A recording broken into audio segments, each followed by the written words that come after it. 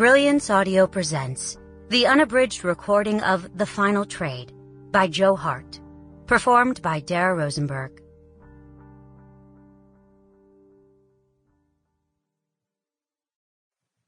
Before.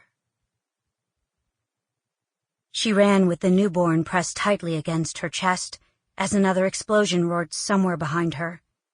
The ground, muddy from days of rain, yielded to each of her steps, slowing her, holding her back as she struggled to distance herself from the onslaught of whining bullets and the screams of the dying.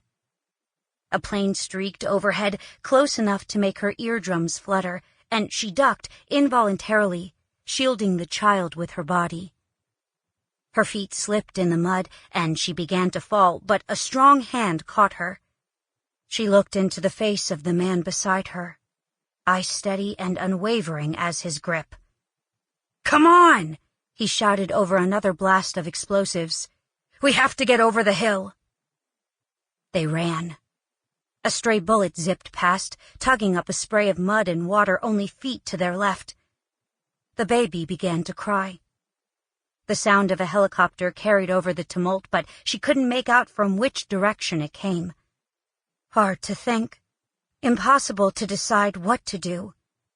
There was only the baby along with the fear and weakness invading her body. They reached the crest of the hill and paused, the man glancing back the way they'd come.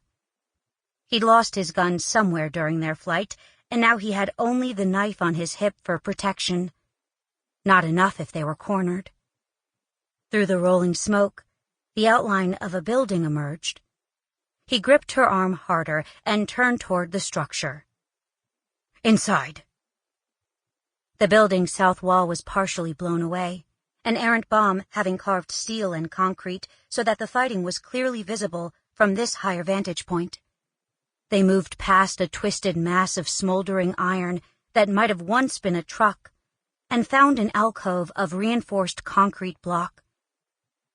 She slid down against the wall, legs finally giving out. The baby let out another stuttering cry as heavy artillery pounded out a cadence of death across the plain. The man stood watching at the gap in the wall, his back heaving. "We can't stay here," he said. "I know, but I have to rest," she said, rocking from side to side. The infant's cries became... Sample complete. Ready to continue?